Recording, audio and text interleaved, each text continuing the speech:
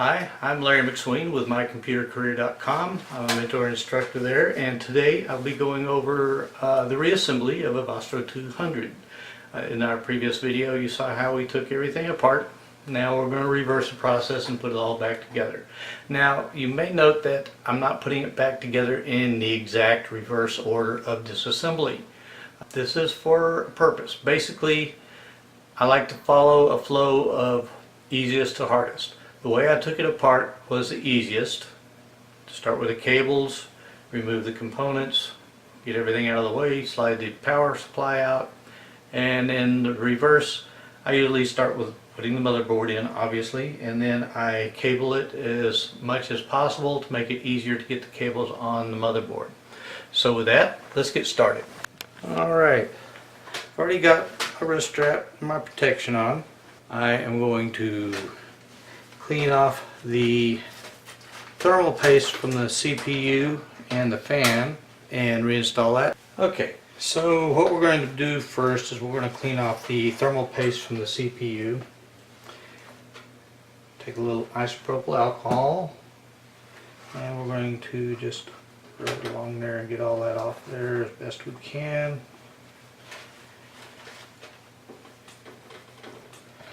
And I'm not too worried about any that's overspilled there because it's not going to be doing any good anyways. Alright. And I'm going to do the same thing on the fan. Now typically when you take a computer part that's been in the field for a while, it's going to be filthy on the inside. That's another good reason to wear gloves, because that dust gets everywhere and there's no telling what's in that dust. It's a good idea actually to wear even a dust mask if they're real bad. Okay.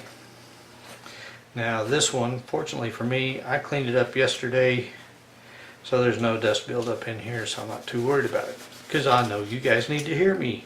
It's so important what I'm saying. Alright, so we've got that clean. We've got our CPU clean, and I got my thermal paste ready to go. But first, let's get the motherboard in place. So we're going to take it and we're going to put it in pretty much the same way we took it out. We're going to line everything up, slide it back, and then we're going to put the screws in.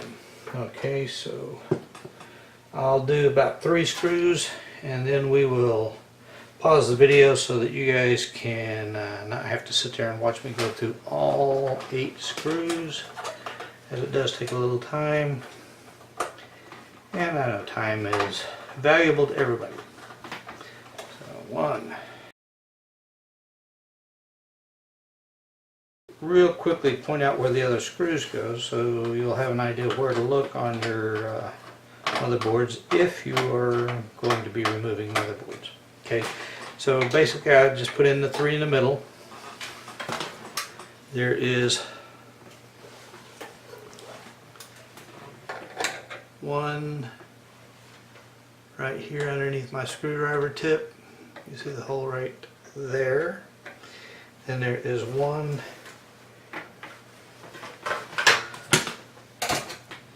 right here. Okay, right there. And you've got 1 over here in the corner. You've got 1 in the middle underneath this DRAM latch. And you got 1 up here in this corner right here, which you may not be able to see unless you get up there. There you go, right there. Okay, so I'm going to pause you guys while I put the rest of the screws in. I'll be right back. Okay, and we're back. One more thing about screws and your motherboard. Okay, you want to work from the center out. It helps distribute the load across the motherboard evenly, and that way you won't have any binding. Now when you put your screws in initially, leave them loose until you get all of them started. Then start from the middle and work your way out towards the edges and snug them down. They don't have to be super tight, okay? Alright, so like I said, one thing I'm going to do is I'm going to do things a little bit different because it does make it easier for reassembly with everything out of the way. Alright, so we're going to start with the power connector for this switch.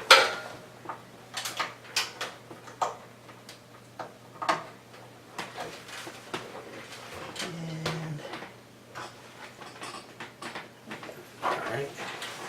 I'll be sure and cover all pins, so sometimes lighting's not the best inside the case. And we're good there.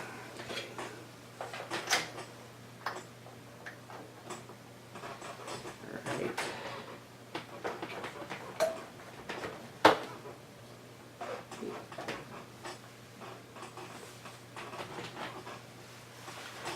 Connector.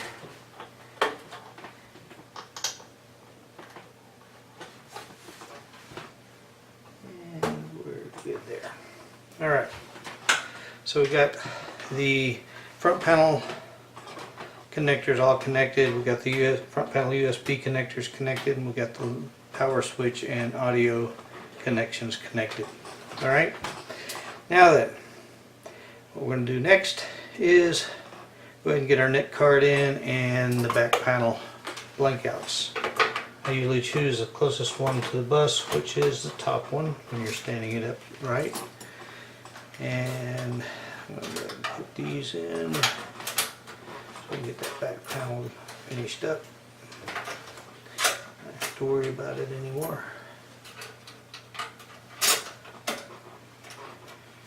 Alright.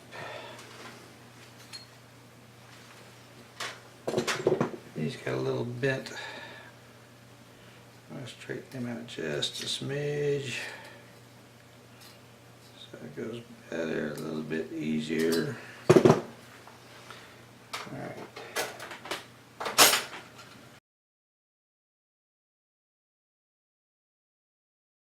Alright. Now then, what I'm going to do is I'm going to go ahead and start installing some of my drives. Start with a DVD-ROM.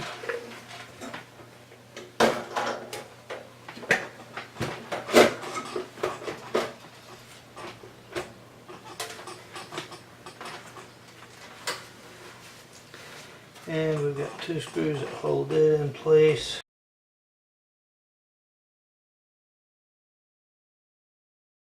Alright,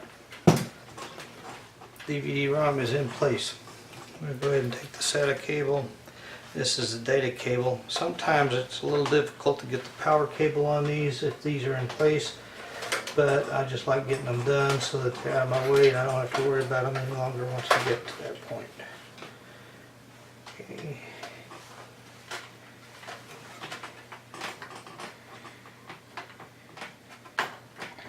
And yes, manufacturers have gotten to a point where most of these are foolproof. You can only install them one way. Alright, so now then, let's get our power supply in so we can get some power to those devices, and we'll work on the rest of the cabling in a moment. Again, it goes in the same way. A little bit of an angle, and a little persuasion. We're going to take two screws.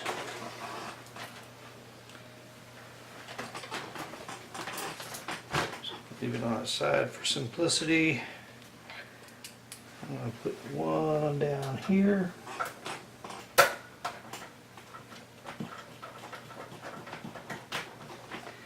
And one up in the top diagonally across from it.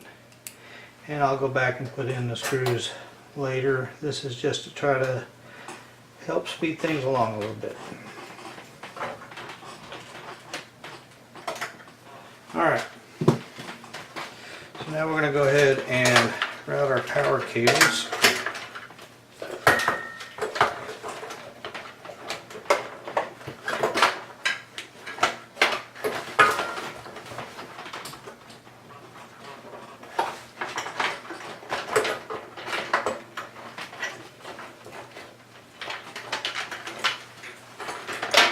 Not get loose, that's alright. Okay, so power connector for the SATA DVD. It is connected. Let's go and get this one back on there then. Try to.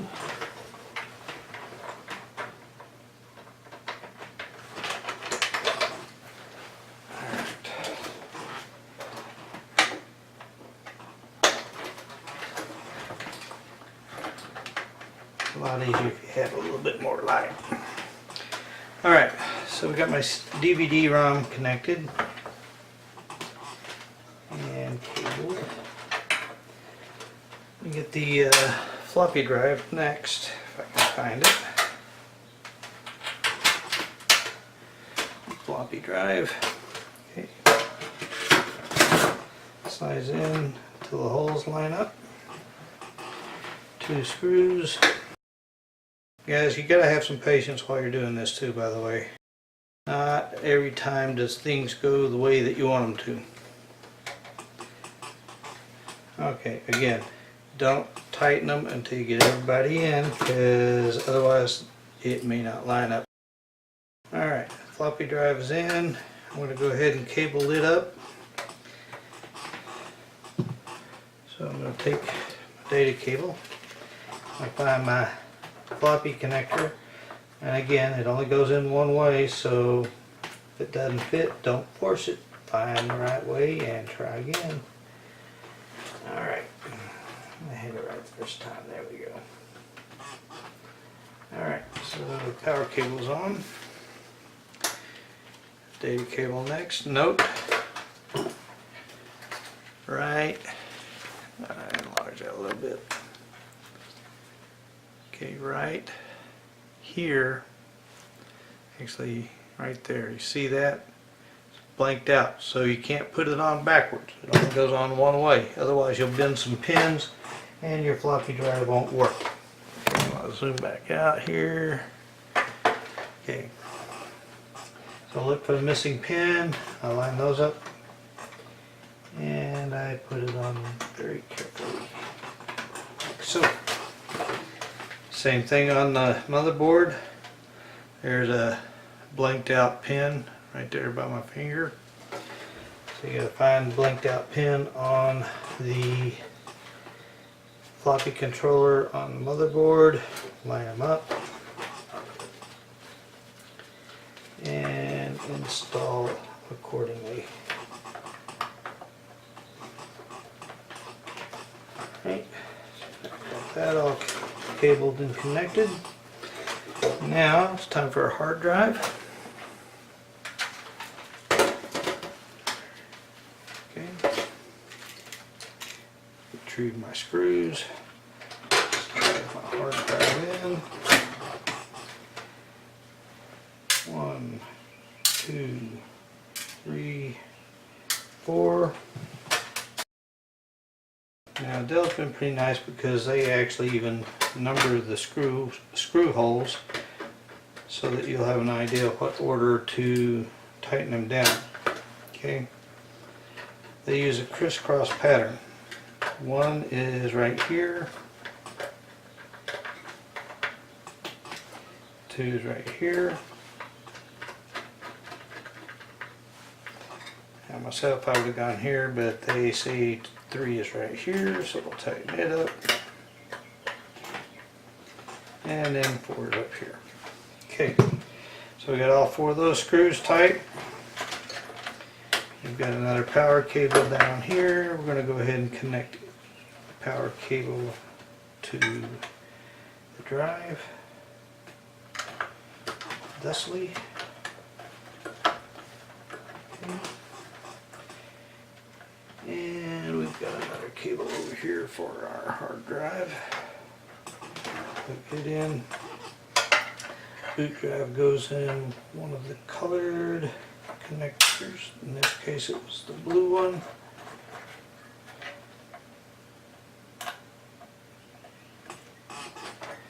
Alright. Now then, while I still don't have a whole lot in here, I'm going to go ahead and connect the power connector to the motherboard. Once you get the memory in, it's kind of a pain to get to. Alright, it's connected. Go ahead and connect my fan connector to the motherboard. Alrighty, so everything is basically cabled and ready to go. So let's go ahead and put our cooling fan on. Thermal paste right here. We're going to put a little bit of that on our processor. Again, it doesn't take a whole lot. Less is more. Just a little bit less than the size of a pea is plenty.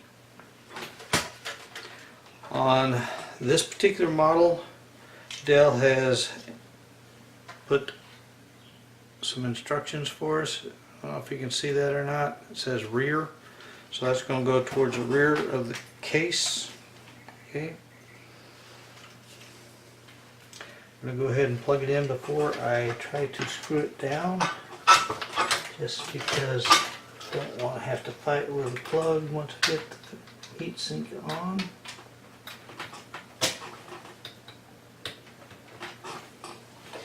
Alright, so again we're going to put rear to the rear, line the holes up, 4 screws in place.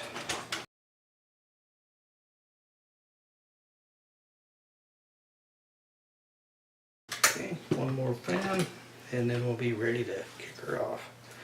Okay, note that normally I would clean all the dust off before I put it together, but in the interest of time I'm not going to go there today.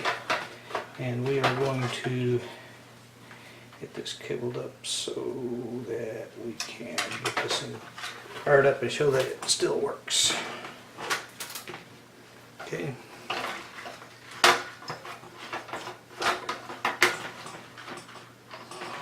Alright.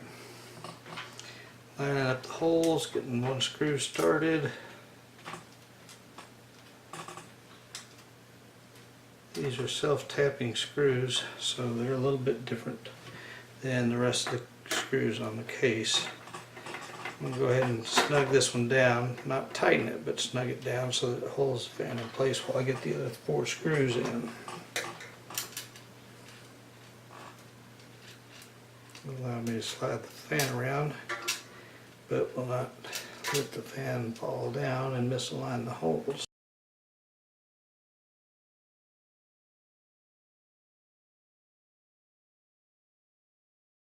Alright, all screws are tight, everything is in place.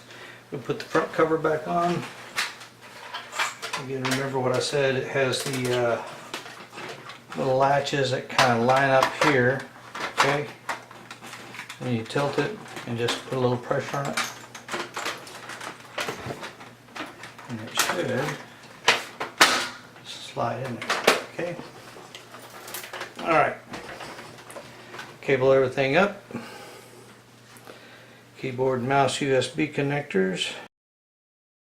VGA connector. Anybody know what I forgot?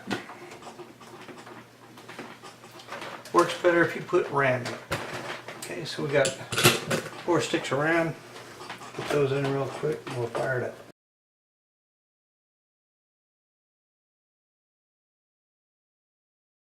Alright, one more item I did forget to put on, fan connector. It's always a good idea to double check your work, because when you start getting tired you start making errors. Alright, so that should do it.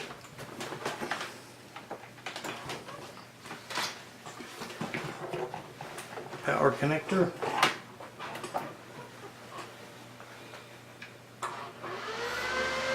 Powering up.